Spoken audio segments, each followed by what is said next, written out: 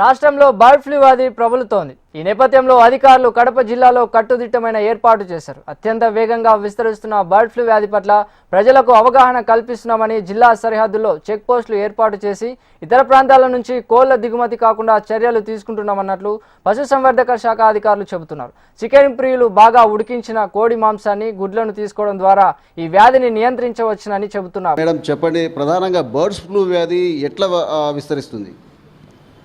నమస్కారం అండి.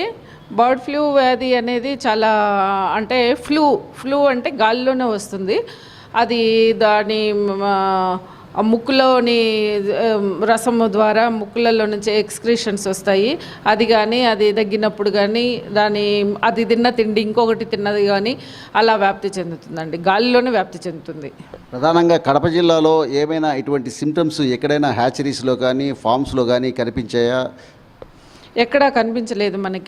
మనకు వచ్చేసి 75,000 గుడ్లు పెట్టే కోళ్ళు ఉన్నాయి. దాదాపు 4 లక్షలు బ్రాయిలర్స్ ఉన్నాయి. అంటే మనము వాడుకకు తినడానికి ఉపయోగించే కోళ్ళు.